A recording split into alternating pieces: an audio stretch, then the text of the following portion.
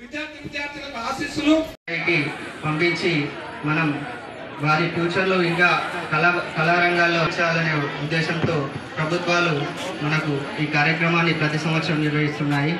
ఈ సంవత్సరం తొందరగా నిర్వహించడం జరుగుతుంది. ఎందుకంటే ప్రతిసారి మనం రాష్ట్ర స్థాయిలో మనకు సెలక్షన్స్ టైం దగ్గర పడినప్పుడే మనకు ఇక్కడ కూడా సెలక్షన్స్ ఉంటుండే, అలా ఇబ్బంది జరిగింది.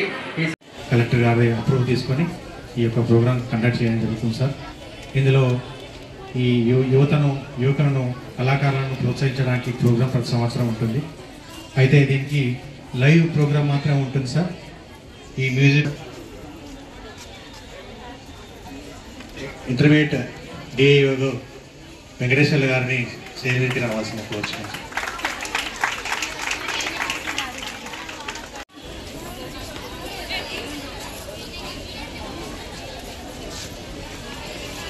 ఈనాటి మనందరికీ తెలియజేస్తూ ముందుగా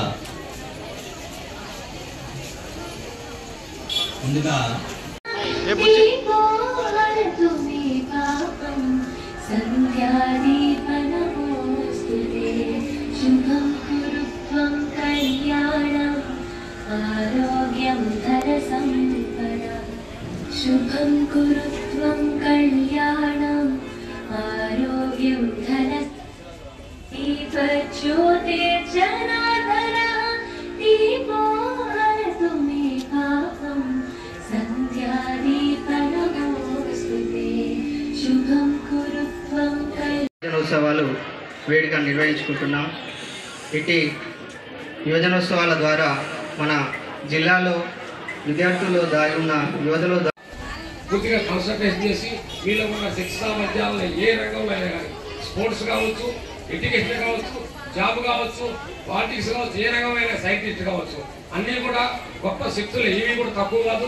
మీరందరూ కూడా దాన్ని మన్నం చేసుకొని మన జిల్లా స్థాయిలో ఉన్నటువంటి యువతి యువకులందరూ కూడా ప్రపంచ స్థాయికి ఎదగాలని నేను మరీ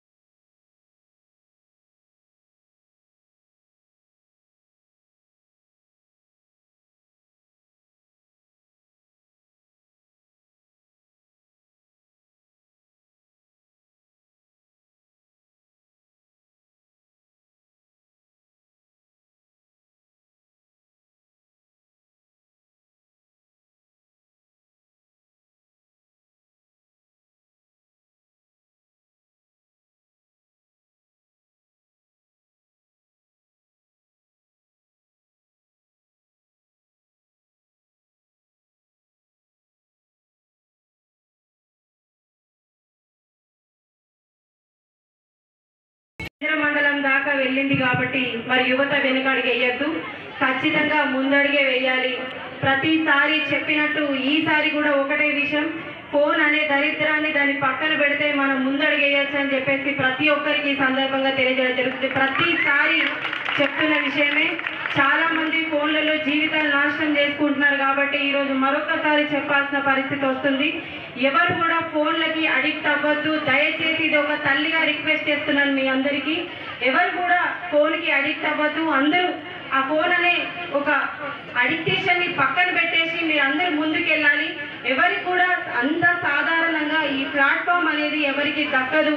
ఇలాంటి ఒక జిల్లా స్థాయిలో మీ అందరికీ ప్లాట్ఫామ్ దక్కిందని అంటే చాలా గర్వకారణం. ఎందుకనంటే జిల్లా స్థాయి నుంచి ఒక రాష్ట్ర స్థాయి నుంచి ఒక జాతీయ స్థాయి వరకు మీరు అందరు ఎదగాలన్నదే మా అందరి కోరిక. కాబట్టి మీరు ఖచ్చితంగా ఇంకా మంచి మంచి స్థాయికి ఎదగాలి.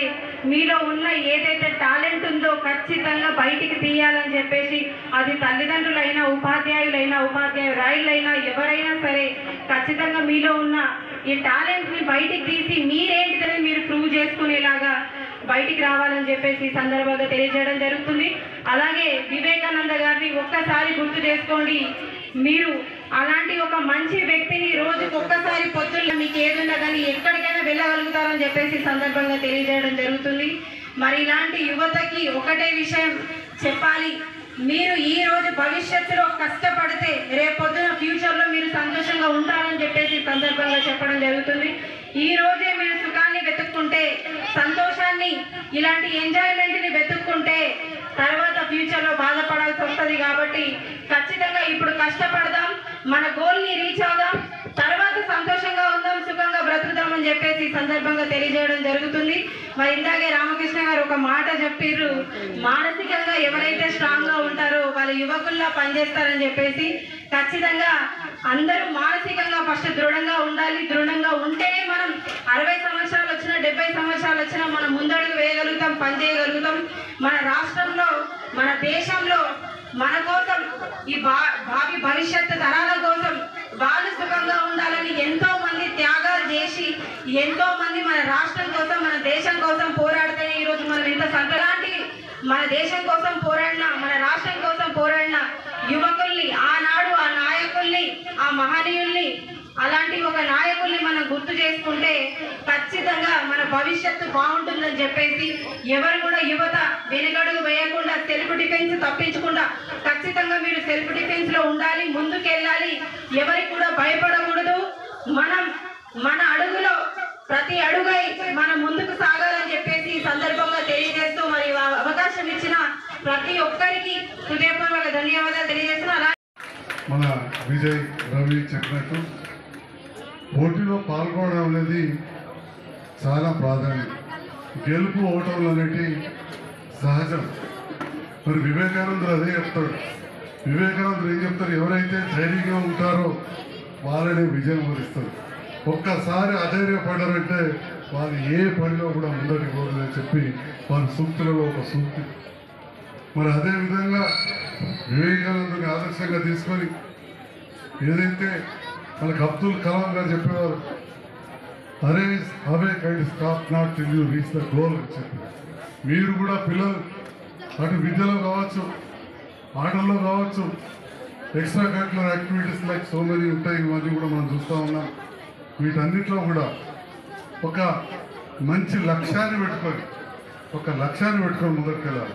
ఇవాళ ఆపరేషన్లు ఎందుకు అంటే నేను చెయ్యాలంటున్నా, ఎప్పుడు చెప్తాం అంటున్నాం. సో ఒక ఓటమి తోటి మనకు కుంగిపోవద్దు.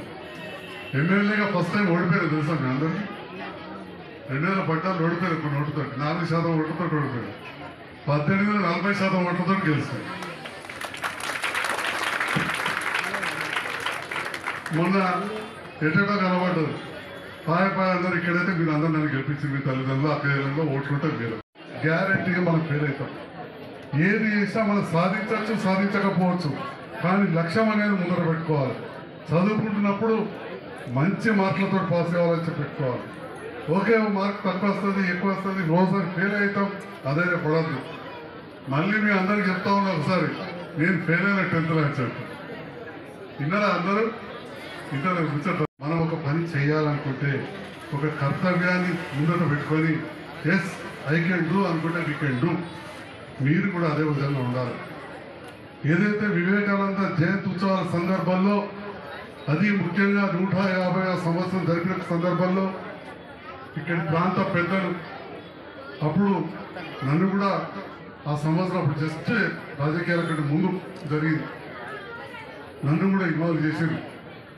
శ్రీమాన్ నంబి వేణుగోపాల్చారి గారు కావచ్చు, డాక్టర్ శైలేందర్ రెడ్డి కావచ్చు, నేను, డాక్టర్ శంకర్ గారు అప్పుడు ఉండడం, అప్పుడున్న కలెక్టర్ గారు కలవడం, వివేకానంద స్టేడియంగా అప్పుడు నామకరణం చేయించడం, ఇవన్నీ కూడా చేశాం. ఇప్పుడు కూడా మళ్ళీ గౌతమ్లో అక్కడ వివేకానంద స్టాచ్యూ పెట్టాలని చెప్పి నేను గౌరవ అడిషనల్ కలెక్టర్ గారిని ఈ విషయాన్ని ఒకసారి కలెక్టర్ గారి దృష్టికి తీసుకెళ్ళి ప్రభుత్వ పరంగా మనం ఎన్ని నిధులు వేయాలి తను నిధులు ఇస్తే మిగతా ఏదైనా ఉంటే నా సొంత ఖర్చులతో వివేకానంద విగ్రహాన్ని పెట్టిస్తామని చెప్పి కూడా ఈ సందర్భంగా తెలియజేస్తాను. ఈ సంవత్సరం తప్పకుండా చేద్దాం. అసలు గత టర్మ్లోనే నేను చేద్దాం అనుకున్నా. మీ అందరికీ తెలుసు, నేను మొదటిసారి గెలవగానే ఓ సంవత్సరం ఎలక్షన్లు, తర్వాత ఒక 2 సంవత్సరాలు కరోనా. మీరెవరైనా కాలేజీలో పోయారో పోలేదు, అప్పుడే సెల్ ఫోన్ సార్ ఎక్కువ అలవాటు అండి. మా చైర్మన్ గారు సెల్ ఫోన్ పట్టదు దాంట్లో. అప్పుడేమో సార్లే అలవాటు చేసి తప్పని పరిస్థితి తల్లిదండ్రులు గుడియాల్సి వచ్చాయి. ఇప్పుడు ఇన్స్పెక్ట్ వస్తుందా? కానీ use that cell phone for a good cause, use that cell phone for a good cause. దాంట్లో కూడా మనం ఎంతో జ్ఞానాన్ని సంపాదించవచ్చు. కాబట్టి అవసరం ఉన్నప్పుడు అవసరమైనంత జ్ఞానాన్ని సంపాదించుకోవడానికి ఆ సెల్ ఫోన్ వాడండి. మిగతా సమయం వద్దని చెప్పి తెలియజేస్తూ మరి ఇప్పుడున్న సందేశం arise, awake and realise the power you hold. మరి ఇప్పుడు ఇచ్చిన సందేశాన్ని ఇచ్చారు. ఎట్లయితే మరి వివేకానందని ఆదర్శంగా తీసుకొని మన అబ్దుల్ కలాం గారు ఇచ్చారో arise, awake and stop not till you reach the goal అన్నట్టు మళ్ళీ ఈ సందేశం arise, awake, realise the power you hold. మీలోని శక్తిని మీరు గ్రహించండి, అది సాధించండి, ముందుకెళ్ళండి, ధైర్యంగా ఉండండి అని చెప్పి యువకులు కోరుతూ చాలా సంతోషం. నాకు కూడా ఉన్నది ఒకటే అమ్మాయి.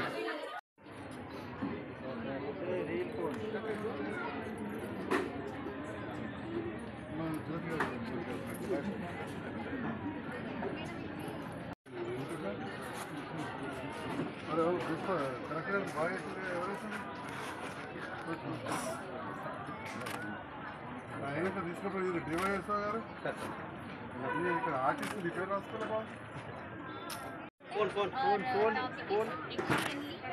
సొసైటీ అంటే ఏంటంటే ఇలాంటి మెకానికల్ అంటే ఏవైతే పొల్యూషన్కి సంబంధించిన యూజ్ లేకుండా ఎన్విరాన్మెంట్కి సంబంధించిన వాటికి సొసైటీ అనేది ఇంప్లిమెంట్ చేయవచ్చు. ఏంటంటే అక్కడ విండ్ ఎనర్జీ